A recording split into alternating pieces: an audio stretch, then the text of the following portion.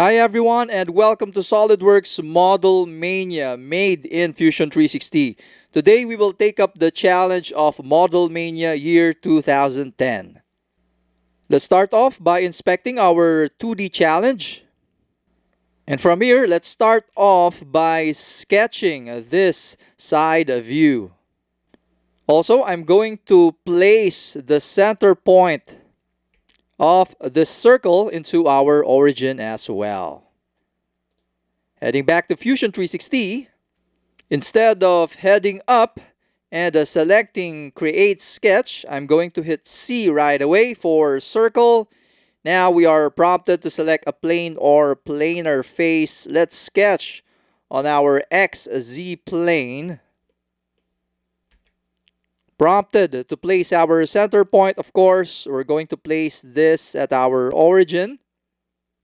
Let's start with the inner circle, which has a diameter of 36. Let me zoom in, move this dimension over here. Our previous command was circle, so I can right-click, head up, and repeat center diameter circle. Let's place our center point at the origin. Diameter this time to be 50. In the drawing, it's a radial dimension, so I'm going to type in 25. Multiply the radius to 2 to have the diameter. Hitting enter, and let's place our dimension here. In addition, I can have this dimension reflecting as a radial dimension by selecting this, right-click, and from here, we can select toggle radius. So it's now 25 as a radial dimension. Next, let's create the circle and the arc at the right. So I'm going to pan to the right, hit C for circle, and let's place our center point somewhere around here. Radius or dimension to be 12. Let me move this dimension over here. In this instance, we can create an arc. I just prefer having another circle. Once more, the radius to be 12. So I'm going to repeat the procedure.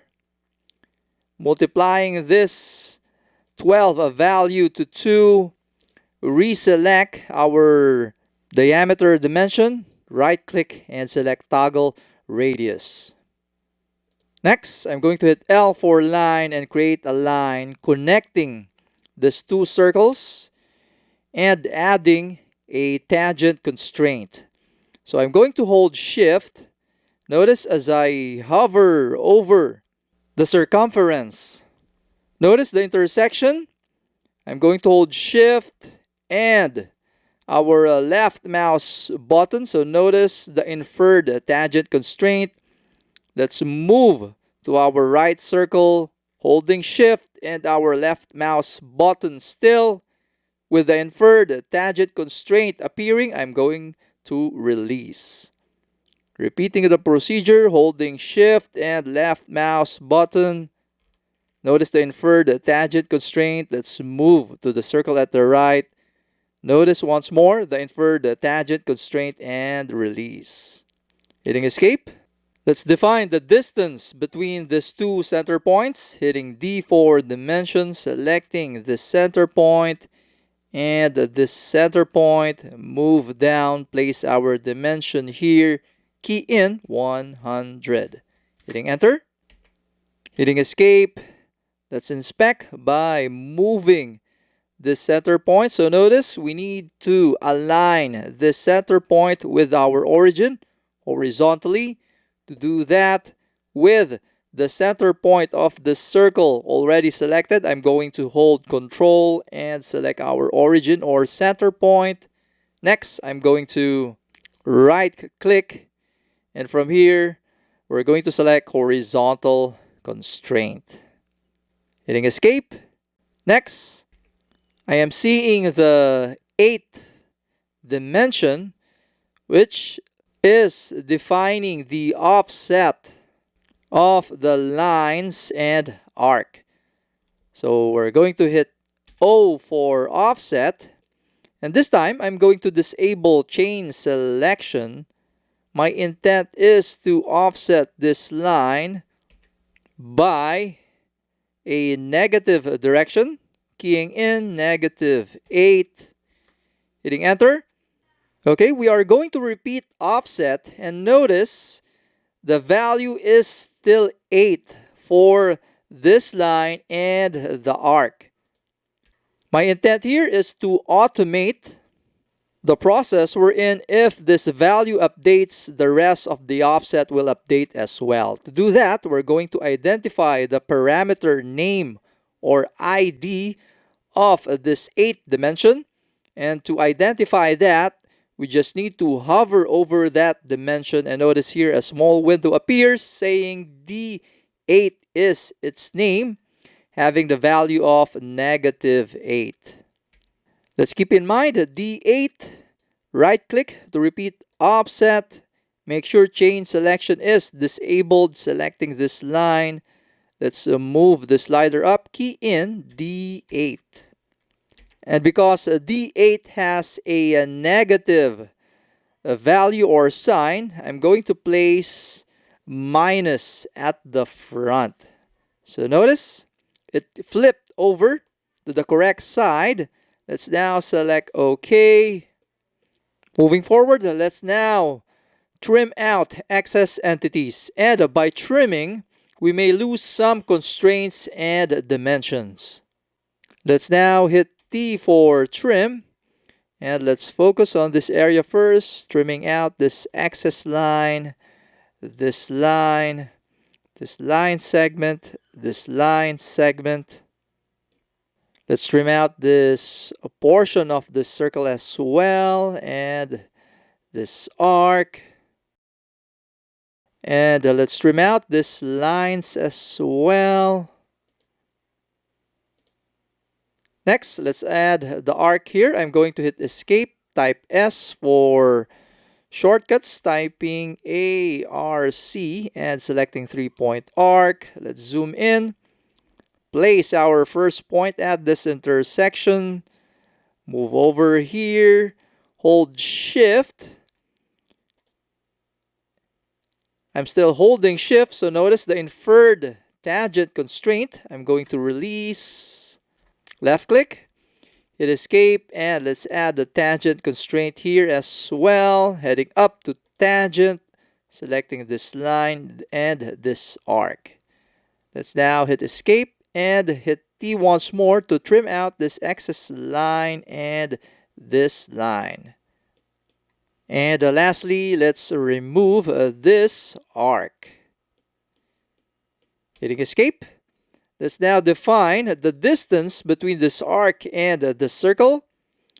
I'm going to hit D for dimension, and notice as I select this arc and this circle, this is not our target dimension. So once more, I'm going to hit escape and left click anywhere outside on our canvas to deselect this current selection. Left click here, hit D once more for dimension, and this time I'm going to right click, and at the bottom we're going to select pick circle arc tangent. Notice as I hover over this arc, we have an X black mark. I'm going to left click here, head over to this circle, left click, move down. Let's place our dimension here and a key in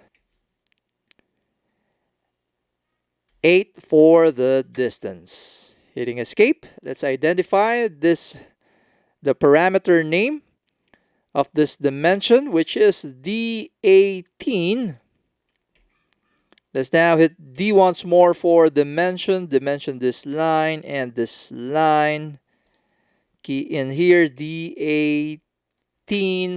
Same with this line and this line. Place our dimension here. Key in D18. Hitting enter. Okay, this arc And this circle should have a distance of 8 as well. And notice it's 7. So I'm going to hit escape, delete this reference dimension, and select this arc, delete this as well, hit S for sketch shortcuts, typing ARC, and let's select center point arc. The center point to be this origin, our origin. Left click on this endpoint and left click on this endpoint. Hitting escape. Let's reapply the dimensions and the constraints. Let's start off by selecting tangent, reapplying the tangent constraint between this arc and this line, this arc and this line. Hitting escape. Let's check. Let's reapply the dimension on this arc. With this arc selected, I'm going to hit D. Place our dimension here, key in 25. Hitting escape. Let's inspect. In addition, we need this arc concentric with the circle. So with this arc selected, let's select our circle as well. With both of them selected, I can right click and select concentric. Hitting escape. Let's now dimension this arc. Hit D for dimension, selecting this arc and this circle, the value to be D18. I'm going to hit escape and let's move some entities. So notice here we need this center point aligned to our origin horizontally. So with this center point selected, I'm going to hold Control to select this origin. With both of them selected, I'm going to right click and select horizontal. Hitting escape. And finally, let's add the keyway here. I'm going to hit L for line, create a quick lines here. Double left click, hitting escape. In addition, make sure that these lines are perpendicular with each other. Next, I'm going to hit L for line, create a line from our origin and locate the midpoint of this line. So notice the triangle. Double left click, hitting escape. Next, I would like this line and this line perpendicular as well. So with both of them selected, I'm going to right click and select perpendicular. Hitting escape, and let's turn this line into a construction line. Selecting this and hitting X, the shortcut for construction. Let me zoom out. Hit D for dimension. Let's select this line. Next, I'm going to right click and select pick circle, arc, tangent. Head over to this circle's intersection. Left click here. I'm going to move up. Place our dimension here. Key in for T. And finally, let's dimension the distance between this line and this line. Place our dimension here. Key in 10. Hitting escape. Let's inspect. Next, we need to add the angular dimension for this one. I'm going to hit undo, hit L for line, and create a vertical line coming from our origin all the way up. Double left click, hitting escape. Let's turn this vertical line into a construction line, hitting X. Let's now hit D. Select this vertical line and this line. Place our dimension here. Key in 45. Hitting escape, and we're now right on track. Let's now select finish sketch. Moving forward, let's now sketch the top view of our Model Mania challenge. Heading back to Fusion 360. Let me start off by hitting R for rectangle And let's sketch on our XY plane. Let's drop our first corner somewhere around here. And notice the dimension at the left is currently highlighted. With that, I can type in 14. Next, I'm going to hit Tab. And for now, commit to this value, hitting Enter.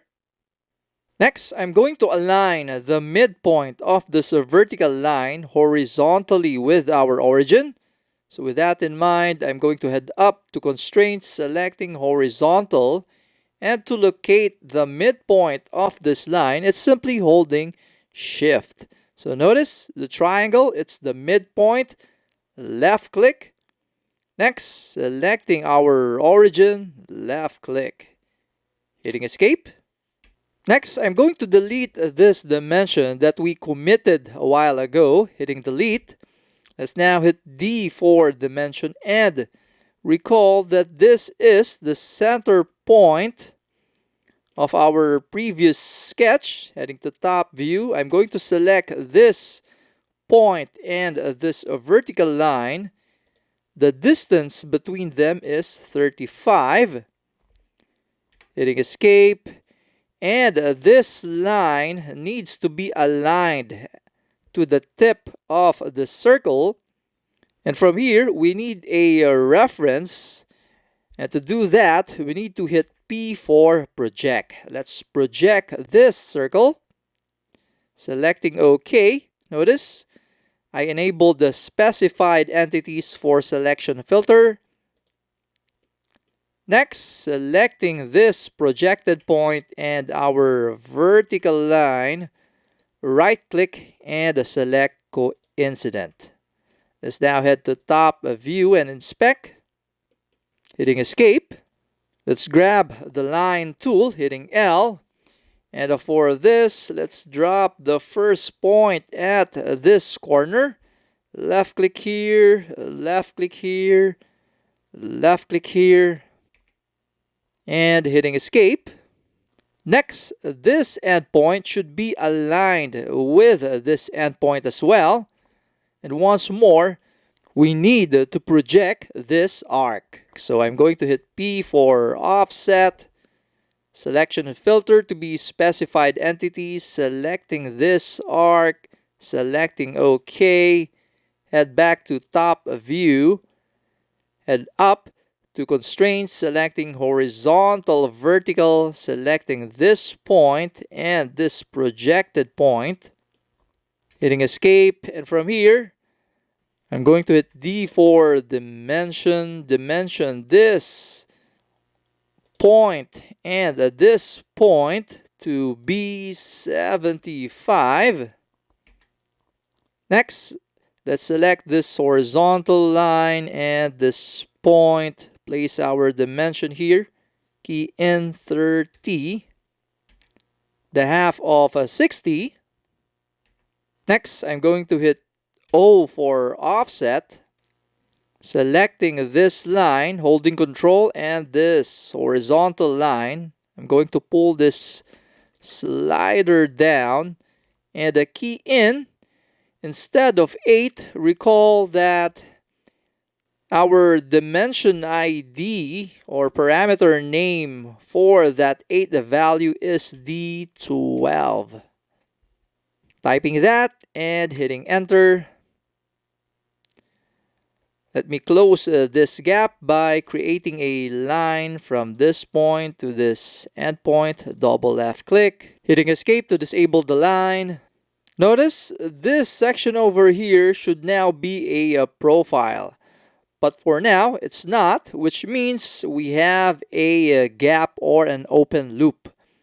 Let's head over to this endpoint and zoom in. So confirm we have a gap. And to close this up, I'm going to hit S for shortcuts and type in EX and select this extend. Let's select this or hover over this line. So notice the red projection or extension. Committing to this, left click and Hitting escape, and notice we lost some of the dimensions and the constraints. With that in mind, let's redimension this, selecting this line and this line. Place our dimension here, key in the parameter name, which is D12 for that value, which is 8.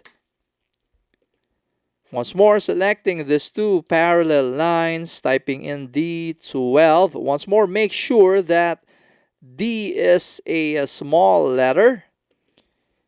We still have a gap, and from here, I'm going to hit escape, select this endpoint, hold control, and this horizontal line. With both of them selected, I'm going to right-click and select coincident. So notice it's now a profile. Let me hit escape and inspect this line. Notice this line needs to be perfectly vertical. So with this selected, I'm going to right-click and moving down, selecting vertical. Hitting escape. And instead of recreating this sketch to have it here, I'm going to create a window crossing selection. Left click and hold. Once more, make sure under select, you are under window selection. Next, left click and hold, creating a window crossing selection. Once more, a window crossing selection has a dashed line. Release. With this item selected, I'm going to hit S for shortcuts, typing MI and selecting this mirror. Our mirror line, left click here to activate this, is selecting this projected line. So notice the preview, selecting OK. Looking nice. Let's now select Finish Sketch. In addition, notice I did not add any fillets for now, so that will be done at a later part. Let's now extrude our first sketch, and that extrusion will be having the distance from this point to this point. Let's add intelligence to that as well. So I'm going to head over to our sketch 2, selecting this, right click and edit sketch. My target is this dimension, which has a parameter name of D21, which means when we extrude our sketch 1, it will be D21 multiplied to 2 to have it as 60. I'm going to select Finish Sketch, hit E for Extrude, and let's select this profile. For the direction, I'm going to select Symmetric, and for measurement, I'm going to change this to whole length. Let's now type in D21 multiplied to 2. Operation, new body, and let's select OK. Moving forward, our next intent is to chop off this excess material. And to do that, I'm going to redefine our sketch 2 to include this 3 profiles. In addition, I have a need to project our body. So I'm going to rearrange and move our Extrude 1 right after sketch 1. Hovering over Extrude 1, left click and hold, and let's move this after sketch 1. Next, I'm going to head back to sketch 2, right click and select Edit Sketch. Next, I'm going to hit P for Project, and this time under Selection Filter, it will be Bodies. And that geometry will be our only body. Selecting this and selecting OK. Let's inspect and turn off our bodies folder. So notice this is now a profile. Same here and here as well. Let's now select Finish Sketch. And let's now hit E for Extrude. Selecting this profiles. Let me pull this arrow up. Notice we have a warning. It is because our bodies is not currently visible. Our operation is to be cut. Let's now turn on the visibility of this body. Next, I would like to input a parameter for our distance. So for now, I'm going to commit to this value, selecting OK. Next, I'm going to head back to our sketch 1, right-click and select Edit Sketch, because our second extrusion should have a distance of 50. And that parameter will be D3 multiplied to 2. So once more, let's keep this in mind. D3, selecting Finish Sketch, heading back to our Extrude 2.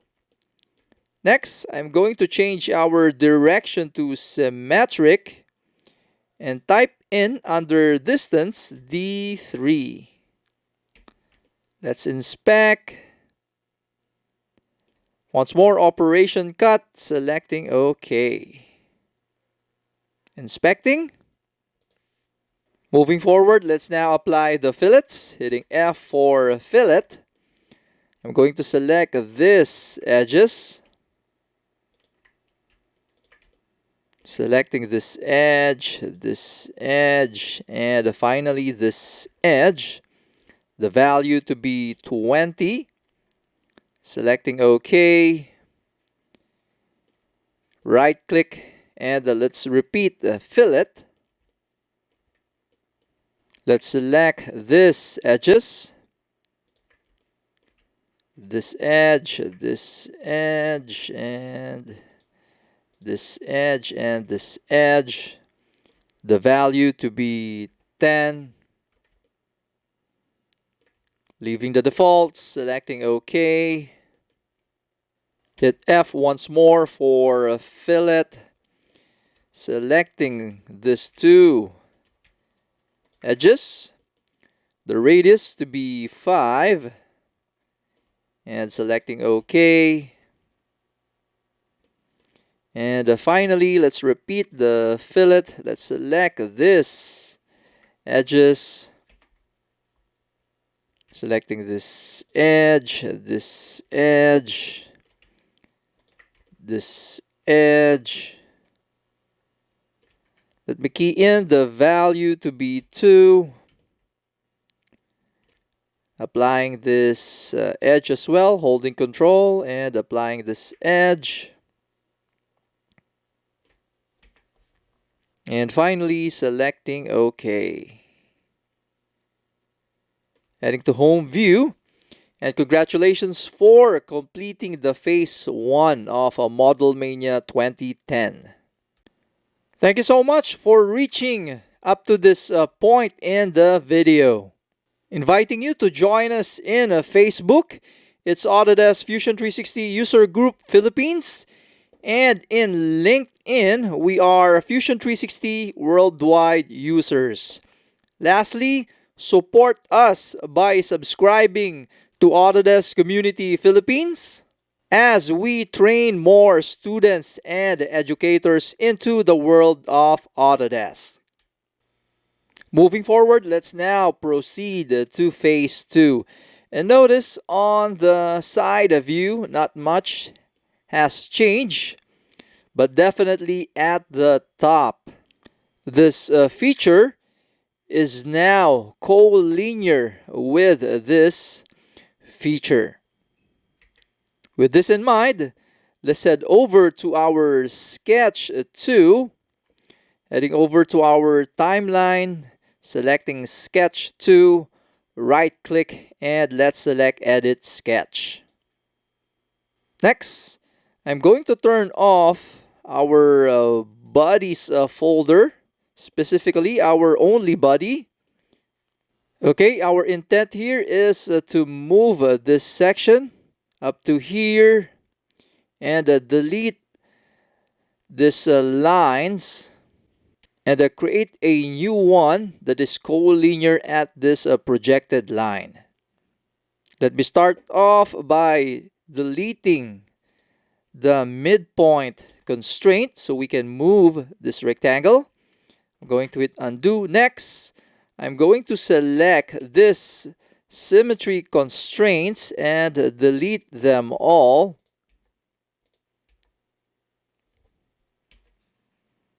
Selecting this one as well, hitting delete. Let me first delete these two parallel lines.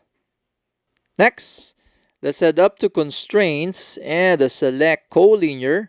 I want this line and our projected edge to be collinear with each other.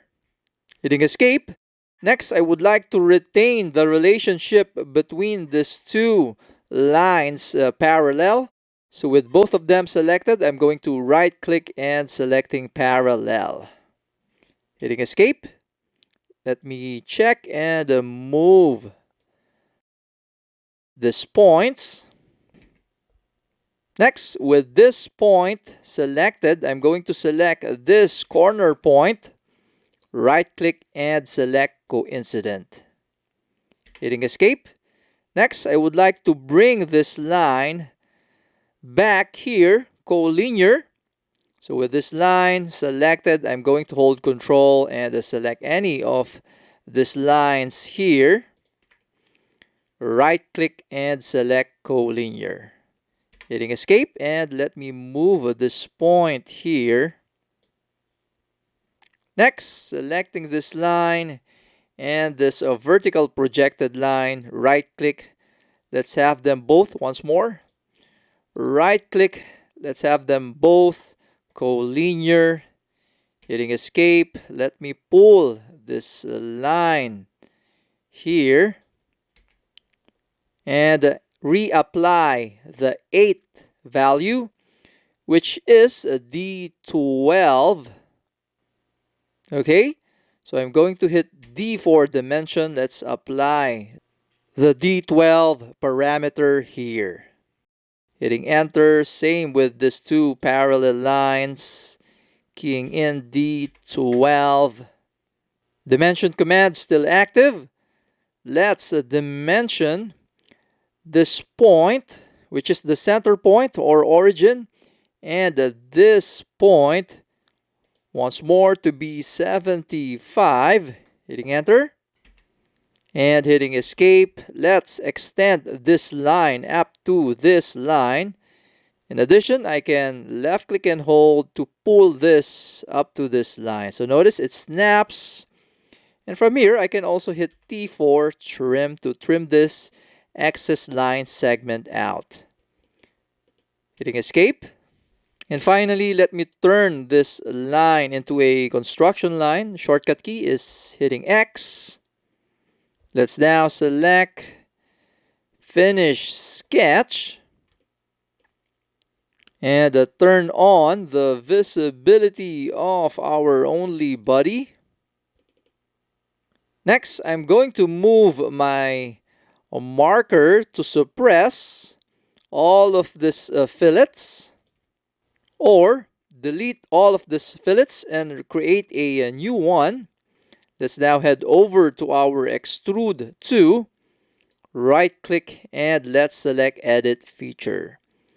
I'm going to select the X mark to remove all of the profiles selected. Heading to top view, let me first turn off the visibility of our body 1 and reselect this profiles. Heading back to body 1, turning its visibility on. Let's inspect and selecting OK. Let's check if we can salvage the fillets. Let's move one step. Selecting fillet 1, right click and let's select Edit Feature. Holding Control to check. Let's select OK. Next, let's move one step for this fillet. Selecting this, right-click and edit feature. Holding Control and adding these two edges. Selecting OK. Let's move one step. No errors for fillet 3. And lastly, our 2mm fillets. Let's try to redefine this. Selecting our fillet 4, right-click, selecting edit feature.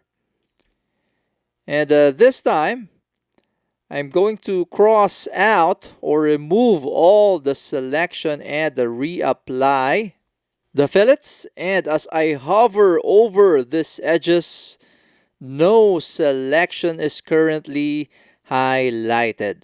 So I'm going to hit cancel and move our marker to suppress this fillet and instead add a new one. So hitting F for fillet, selecting this edges.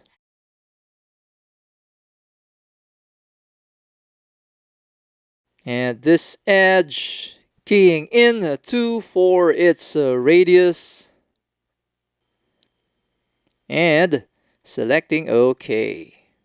And congratulations for successfully revising the model for Phase 2. Moving forward, let's now proceed to the simulation. And let's head back to Phase 1. So notice the material is AISI 1020. And the request is to fix this face and apply 500 Newton loads to each of this face. Let's now head back to Fusion 360, and as a personal preference, I prefer not seeing this error. So I'm going to select this and delete.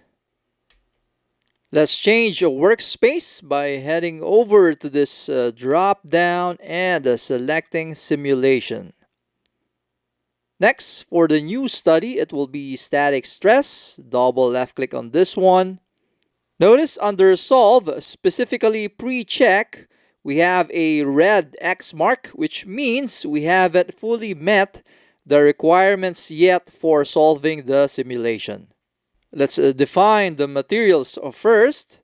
So I'm going to select study materials, heading over to this column, selecting, and let's browse over to the wide range of materials here.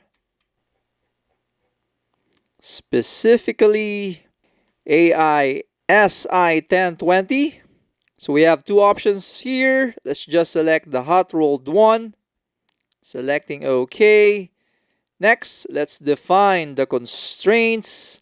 Selecting structural constraints.